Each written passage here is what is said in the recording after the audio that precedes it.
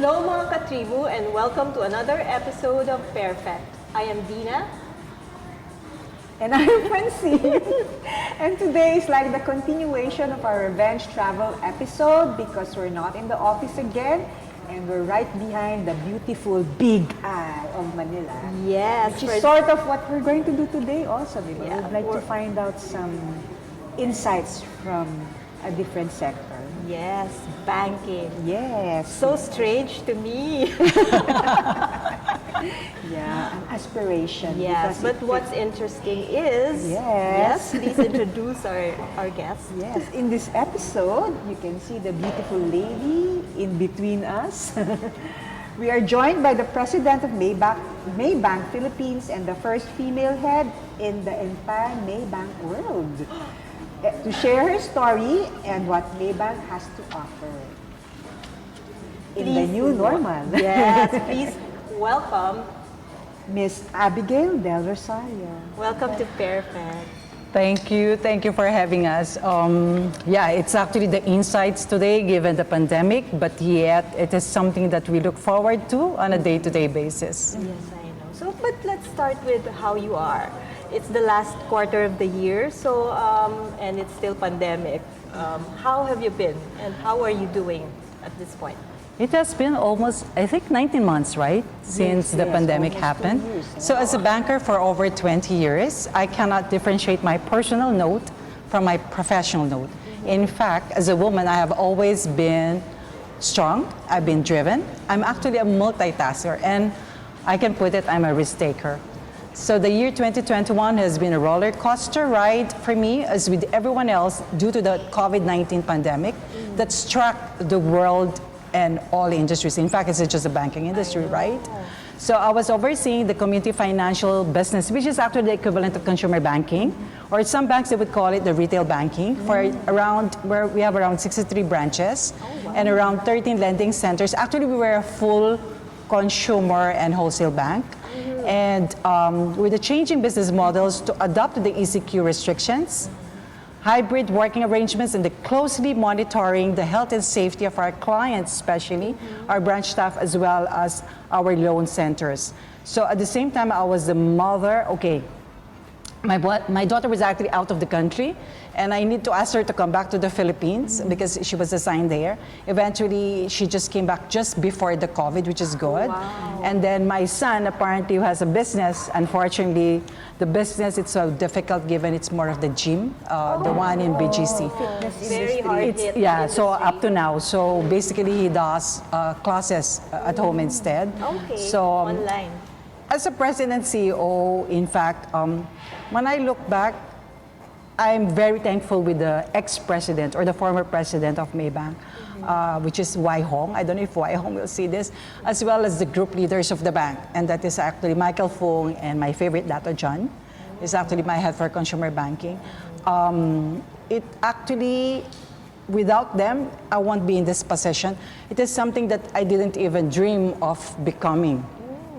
And now, as you said, it's pandemic. Yes. Oh my God. What to be a president during the pandemic, a pandemic post. So imagine, how do I start my day? I normally would start it at 9 a.m. or sometimes earlier than that. With Zoom meetings, with no traffic, of course. Whether you're work from office or work from home, I normally finish at around 9 in the evening. I would have meetings locally as well as country, in fact. So we also have our crisis management team, which we hold like twice a week. This is basically where we monitor our employees. We also monitor our clients. We just see to it that the health and safety protocols are followed. Luckily, on weekends, I can say that, okay, I love to cook and I'm a plantita. But more than anything else, I really cook. And that's actually something that I look forward to on weekends. You enjoy it. I really enjoy cooking, yeah. So overall, I would put it, it's a very good year for us in spite of the pandemic. And of course, that is with the grace of God. So you've always been in the banking industry when you started? Okay, if I'm gonna tell you, you will actually guess my age. I've been in the banking industry for more than 20 years. For more than 20 years now, in fact. So that's actually, it's actually my love. In fact, how will I put it? It's not being lucky, but I managed to make it into a realization of being a banker. That's what I've been wanting ever since, to be a banker. So when you started, what was the job that you were holding? Okay, I started from the ranks. In fact, I started as a teller, and then I move up the ranks. So that will be equivalent to the 20 plus years, right? Okay. You, as we can see, you have a lot of roles as President and CEO of Maybank Philippines. But tell us, what are your thoughts on being the first female President and CEO of Maybank Philippines, as well as the first female Regional yes, head. officer or official of the world, Maybank world as we call it. Okay, actually, Maybank Group has been very nice to me. And I thank them for the trust and confidence, you know, in giving me this appointment. I'm humbled of this opportunity. At least I'll be able to share my experience, my last 20 years of experience.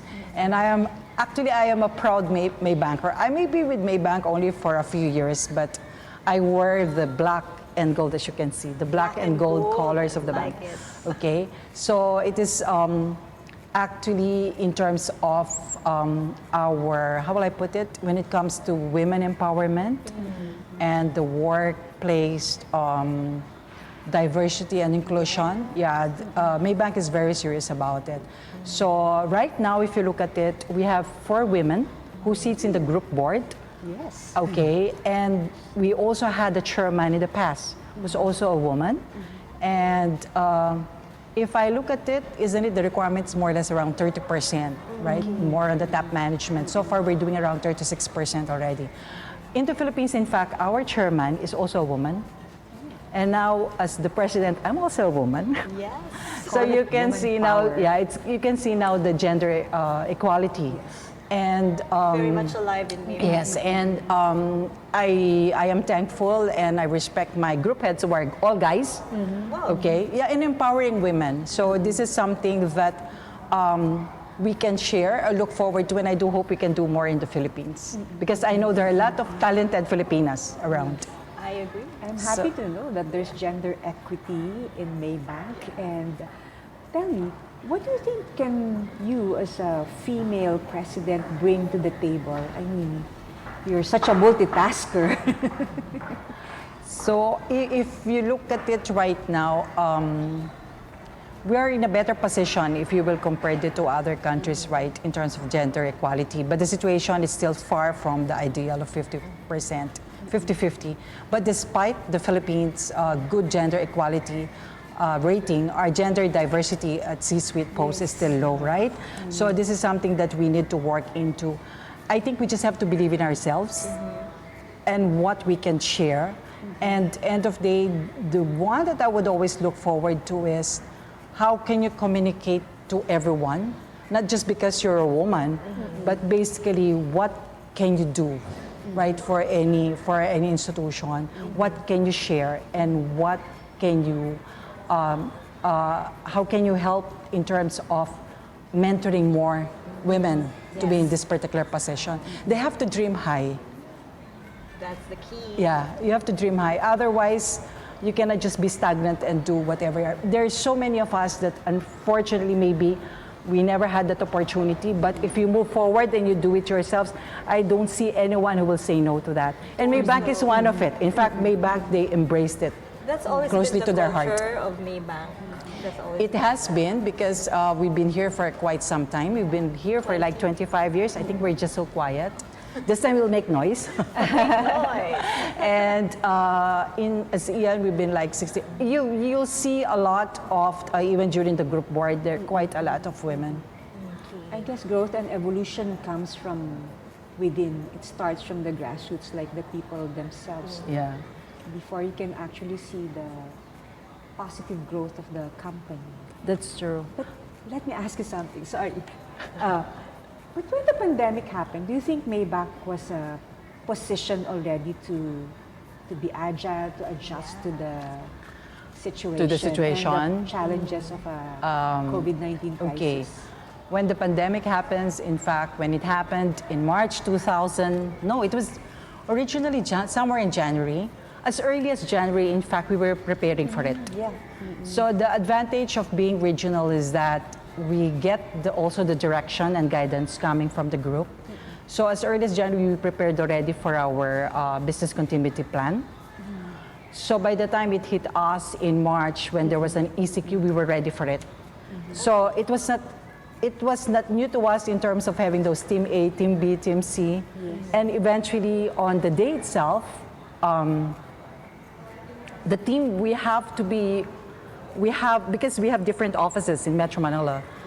The following day, everyone would know where to go, because we didn't stay in one place. So that's the advantage of it. And in fact, it was not easy. We know for a fact it was not easy. But the first thing we thought of at the time is, how do we take care of our employees? Yes. How do we take care of our clients? It was a priority for us to address their requirements in a very, very short time. And what we did was also the safety and health protocols. I think we have the strictest when it comes to health and safety protocols. Really? Yes. It's a thank you for the group for being able to do that for us and making us prepared. As well as the management team were prepared. They would know what to do already, in spite of the difficulty. Yeah. Speaking of health, diba, Yeah. the pandemic isn't just a health crisis. It also brought about financial shock. Yeah. So how has Maybank helped ease the financial concerns of consumers? Okay. The thing is, the biggest challenge for our institutions, including Maybank Philippines, was to quickly adopt and ignite new engines for our growth. And in fact, including that, of course, of our revenues. Our local operations have always allowed for us to quickly pivot and implement new and innovative policies that allowed us to do just this. Maybank Philippines has been fortunate that it has invested early and heavily actually in digital banking, which has allowed us to gain significant traction in our online products. In fact, our online digital deposit product, iSave, and our proprietary online platform, which is M2U, has actually grown tremendously during those times in terms of account openings and usage since the start of the pandemic. Despite the challenges, we are proud of Maybank's business continuity plan, as I said earlier, which has been the integral part in our management operations and has given strong fundamentals and capabilities to respond immediately at the start of the health pandemic crisis. So together with the senior management, it is the BCP that guided our proactive, consistent, and excellent customer care throughout the critical period. It is the BCP that ensured us to monitor and care for our bank employees 24/7 and assured them that their health and safety are our priority. So Maybank Philippines has been a strong driver of the government directions in health and safety. As such, we maintain regular coordination with local government units. These are the LGUs. So we have exercised the strictest of global standards to ensure the well-being of our customers and our people. We have our wide range of essential bank products and services offered to clients, help them to navigate through the crisis. For our clients' convenience, our digital platforms have ensured safe and convenient access to their cash needs. So regular communication was maintained for excellent customer care. We have sustainability invested on redesigning our branch network and lending centers, as well as offices for health and safety. All our branches are now equipped with acrylic panels to make on-site banking more comforting for clients and staff who were provided with PPEs. Oh, the daily disinfection of the office premises up to now, that has not stopped. And regular deep sanitation, we do it on a regular basis.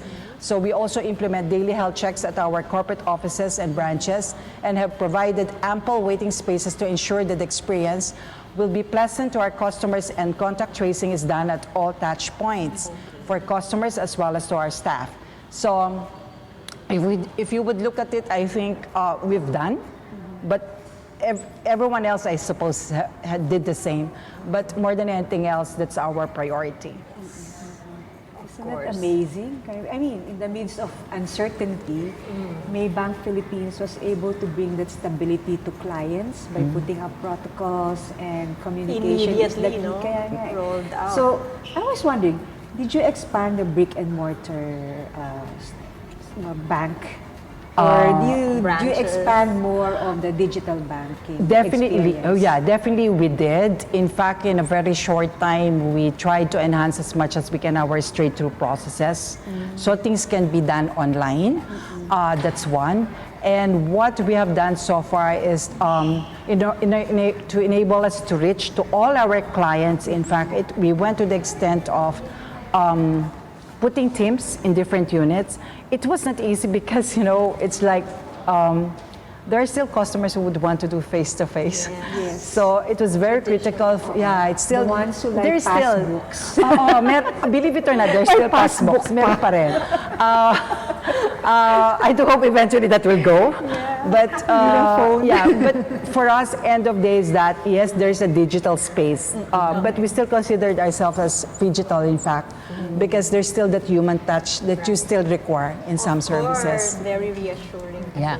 In fact, besides our digital platform, in our wealth space already, we started to work with our clients more on alternative channels for them to invest. In all financial products. Let us talk to you after the show.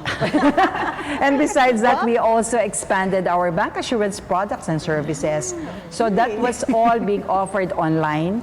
And the advantage of which is because we have also relationship managers wherein they can call you directly. So clients never actually went out at the comfort of their homes. So the RMs are readily available. Besides the calls, they also do Zoom meetings now. Yeah, they also do portfolio reviews on Zoom. Okay. But our Zoom is basically, it's a licensed one. We have our own Zoom sales, which is actually Maybank, Zoom sales. So there's that protection to ensure that the security is there. I mean, at an age where AI is very much promoted by various institutions, I think human touch is still very important. We still need client bank relationships. Especially when you're talking about your money.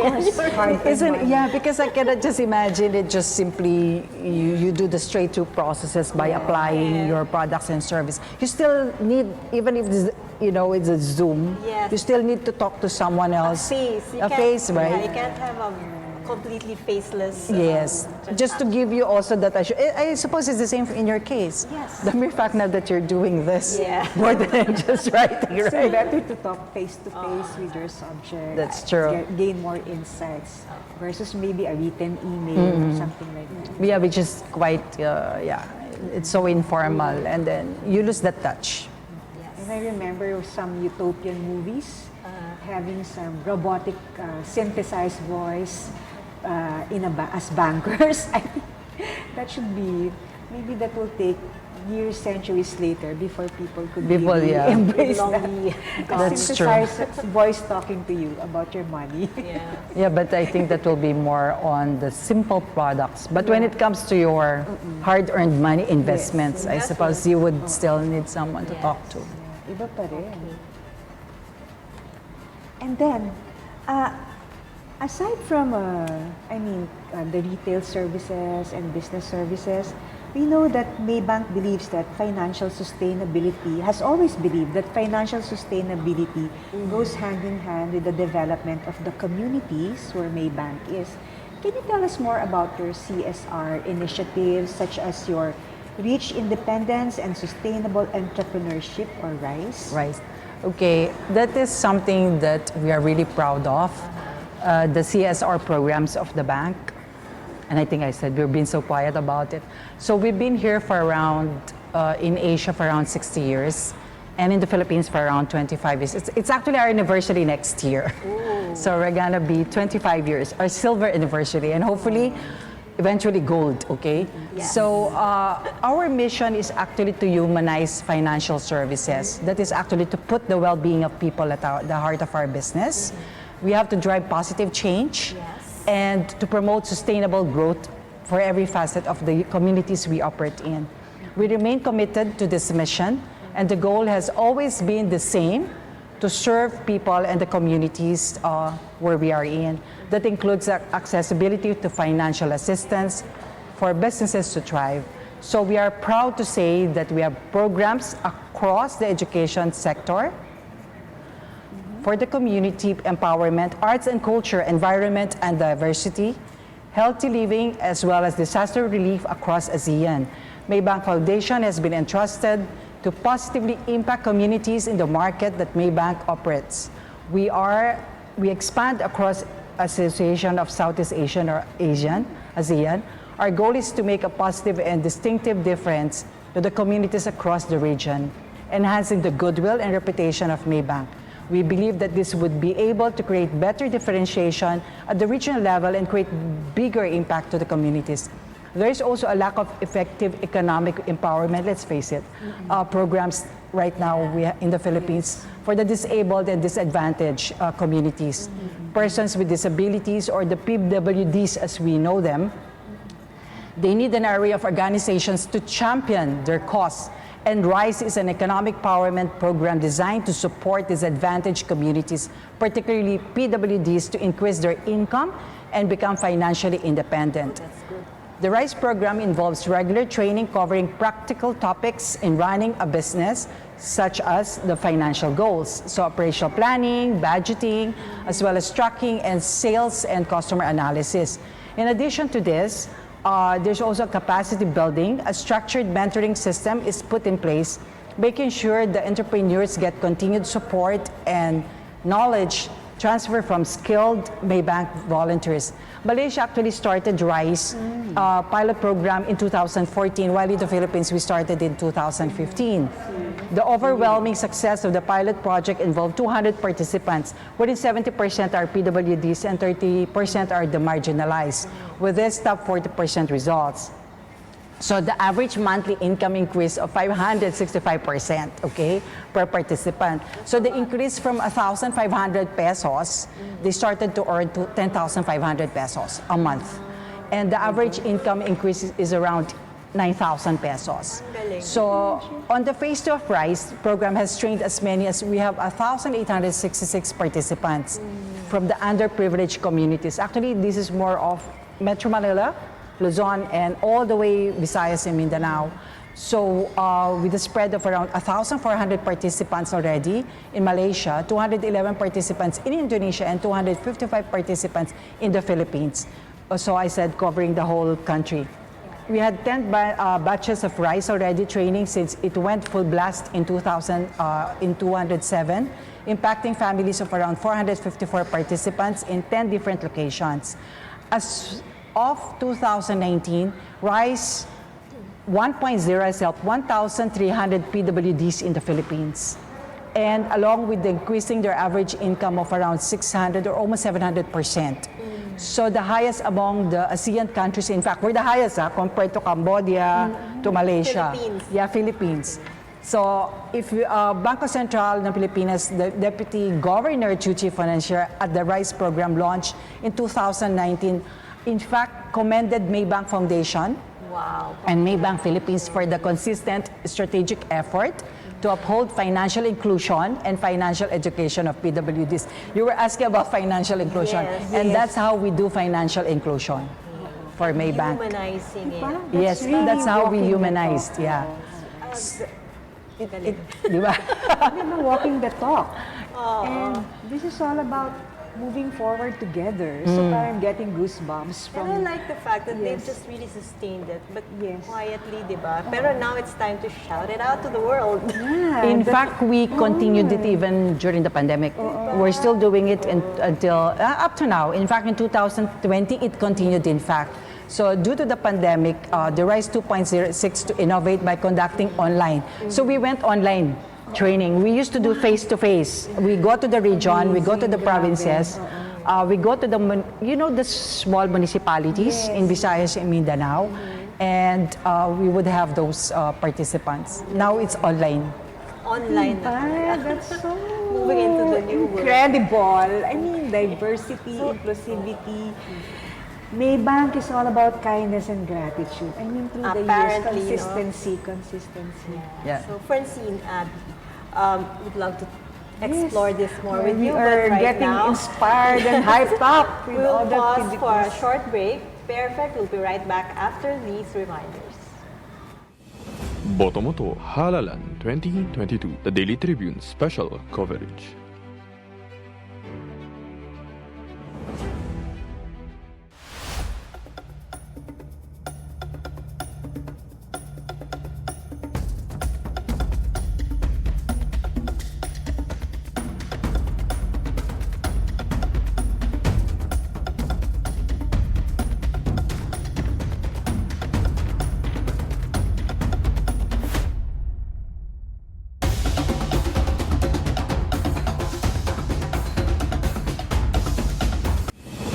Botomoto Halalan 2022, the Daily Tribune special coverage.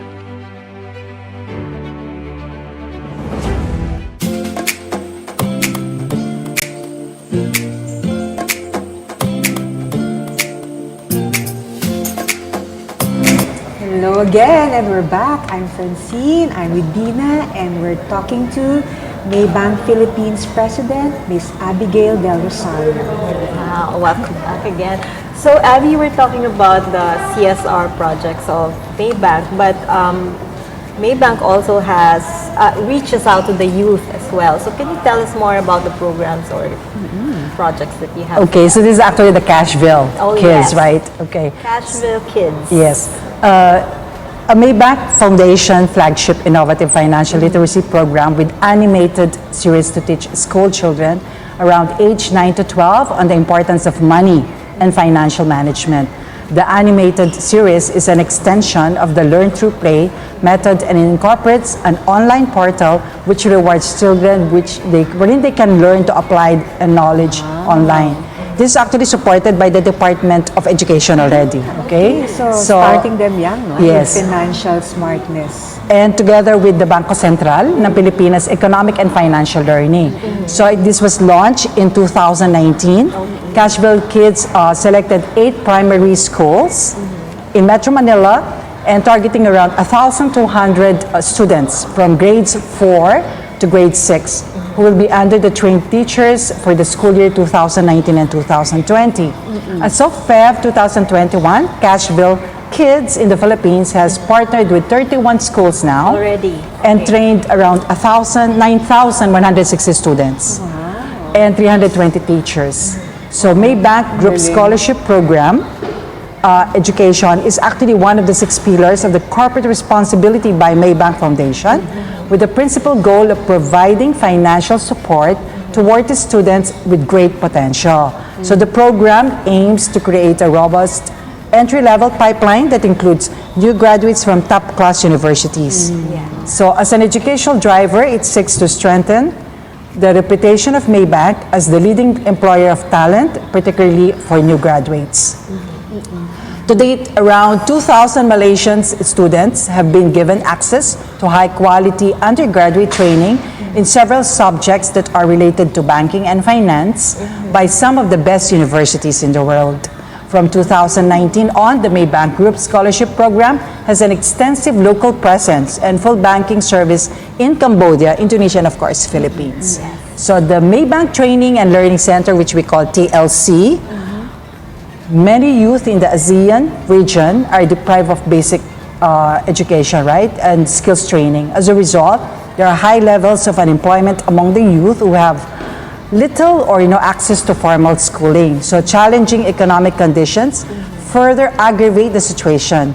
We aim to improve their employability and potential productivity through the Maybank TLC program.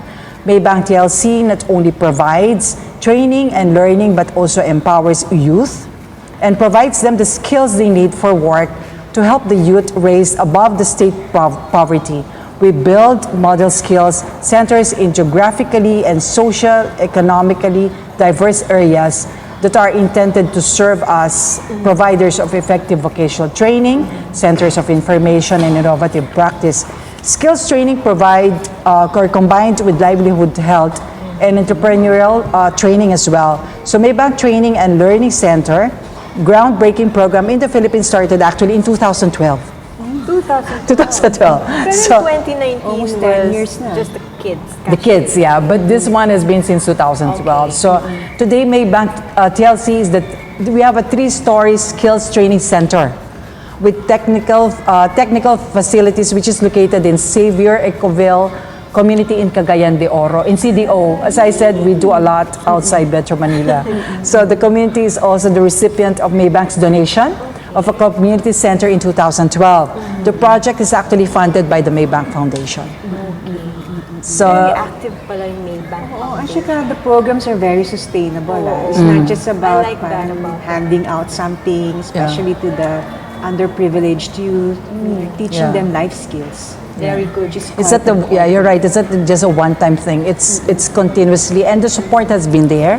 And in fact, just to announce as well, I know our budget it's much better for 2022 for Philippines. Hey, way to go, Maybank. Yeah, they announced it. So they told, I got an email that they said that they have given a higher budget for Philippines for the CSR programs. Means you're doing really well. Yeah. and it's- No, they're very happy with the results in the Philippines, in fact. That's why if you'll see the support that the group foundation has been doing. Actually, I think 2022 is going to be a breakthrough year, especially since we're already talking about recovery, healing after 2 years of the pandemic. Everyone's ready for it. Yes, we're Queuing all up for that. Aside from helping out the youth and the PWDs, we also know for a fact that Maybank is also very much involved with arts and culture. Can you tell us more about it? And of course, what's very visible is the Maybank Theater. So can you tell us more Yes. about their programs? The Maybank Performing Arts Theater is meant to be a welcoming space to art lovers. In fact, also art amateurs, professional artists, and anyone who just wants to have actually a good time, right? And enjoy arts. It is the first standalone theater in Central Metro Manila, Philippines, and managed by the Bonifacio Arts Foundation. It has flexible spaces for various events, catering from plays and performances to corporate and social banquets and celebrations. The theater is actually living proof of our mission to promote the breadth and depth of Filipino artistry as a creative, life-giving force in national life geared towards audience development and artistic collaborations. So if you look at it, I think we are in almost from the PWDs, Cashville, and now into arts. So these are the things that we are serious and we will continue. Maganda. So Philippines. we have the youth, we have the PWDs yes. and the arts. The marginalized as well. I guess We take care also of the my- SMEs and Yeah. the MMEs, entrepreneurship. No? Yeah. Can you imagine? So is that the same for all the properties where Maybank is located, or you have a hand in choosing the area you want to help or the people? Okay.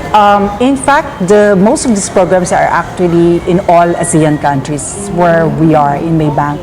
But of course, we have a free hand as well. Okay, there are other things that we are talking about and we want to work on as well, besides these programs, in fact. Marami pa. Yeah. So Okay. can you, pwede na bang sabihin dito sa Pairfect? I need the approval of the corporate affairs. But No, I'm because sure. because there are also things that honestly I myself I want to do locally as well besides these programs. I do hope it will come to reality. Okay. Abby looks so, parang glowing and relaxed and everything. But I'm sure the job of being president is not that easy. Maybe you can tell us more about how you handle the pressures of the job and how you are facing challenges. Okay. as head. During the pandemic, yes, it's very challenging.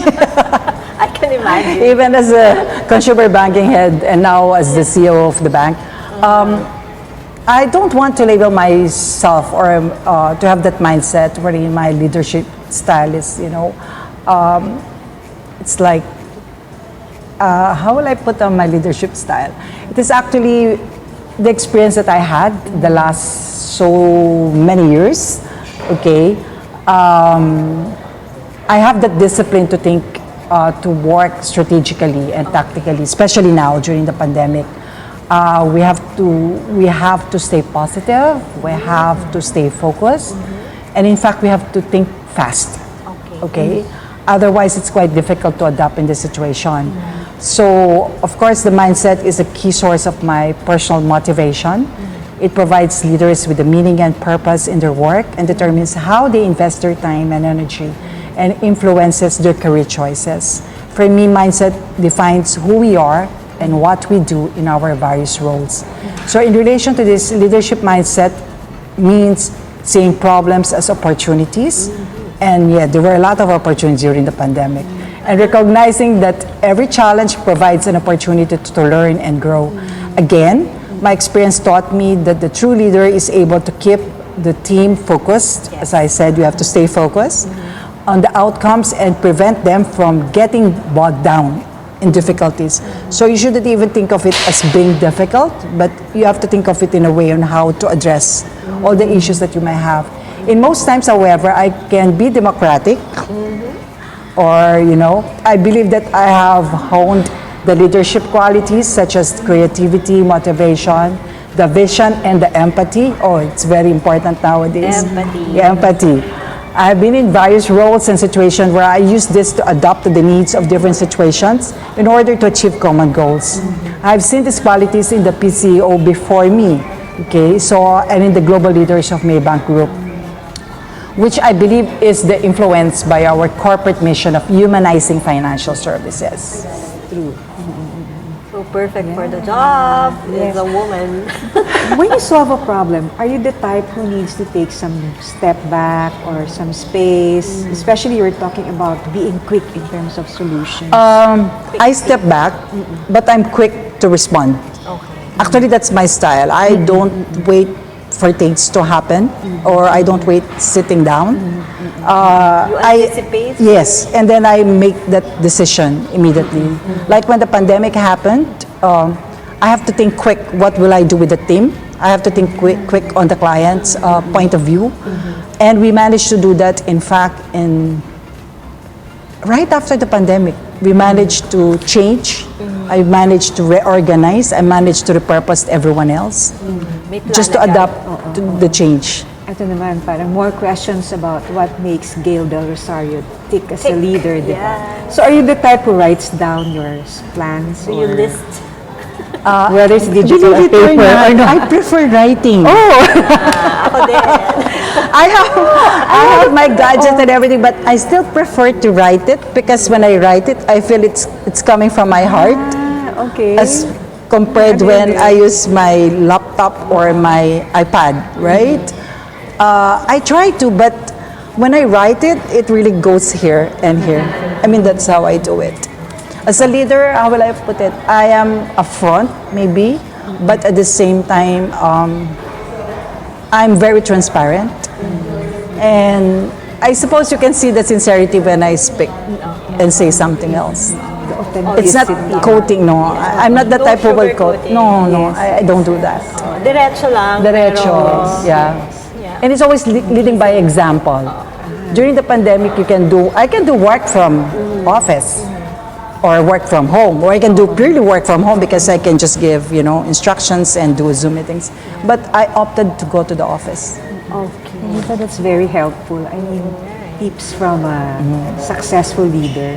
Be transparent, You mentioned earlier that it's parang you feel very lucky to have such a great team. Yes. Diba? So that's another thing that a leader should have, diba? Yes. A great team, but Empathy. Yes, empathy. It's not me. Whenever our successes, even this year, it's actually my team. It's not me. It's just basically, I'm just there. But they did all the work. I mean, I have to be fair. I cannot claim it's mine. It's for the whole team of Maybank. Leading by example, in fact, we need to live by our Maybank Tiger values. So it's really Tiger values. So that means it's trust, integrity, growth, efficiency, as well as relationship building. Those are our values. Nice. So it's a character-driven, centered around the ability to drive results. Even in a very critical scenarios, the leader must act with perseverance, be forward-thinking, and we have to possess the never give up attitude. So there's no such thing as, sorry, I don't take no for an answer. Gusto ko yan. Maybank spirit animal is Yeah. a quiet tiger that roars pagkatapos ng, after they've achieved something, no? Yeah. Not during the, very quiet, but very effective. Yeah. But, yes. Go ahead, please. Yeah. I was going to ask you, Gail, what do you think would be your biggest learnings as a banker and as a leader about this pandemic? As I said earlier, you just have to be sincere. And the reality that things can just change overnight. The thing is, what do you do next, right, when it happens? So adaptability. Yes, you have to be agile. And being agile, of course, is looking after your colleagues. Not as a boss, but my colleagues in the office, looking after the, and the clients, in fact. The first thing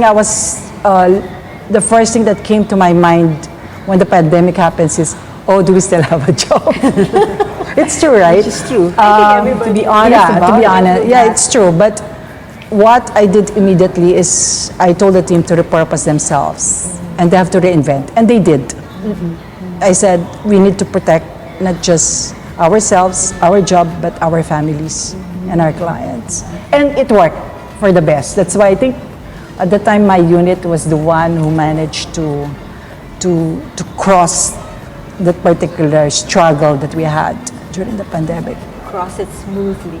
Yeah. But they embraced it. The thing is, people, they have to embrace it. Yeah. They embrace it so well. The team embraced it so Take us well. back naman to that moment lang, briefly lang, when you became president. Oh, I was quiet because when it happened, because actually, in fairness to our former CEO, he moved back to KL. That is in Feb of last year. Oh, this year. It's only, see, I feel like it's been a year. This year, actually, Feb of this year. And that was the time that they spoke to me and I took over as OIC of the bank. It was not easy because I was managing a huge team. My team in consumer banking is actually 3/4 of the population of the bank. And then I took over as OIC at the same time.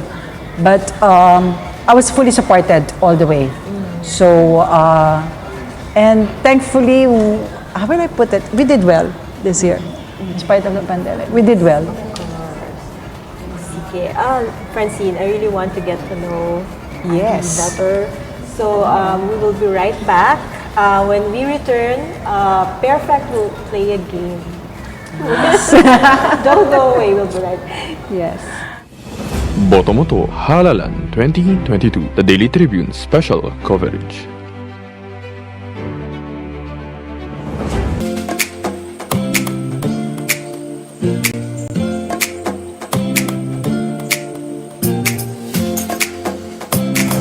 Hello, and welcome back to Pairfect. Still with us is Miss Abigail Del Rosario, Maybank Philippines.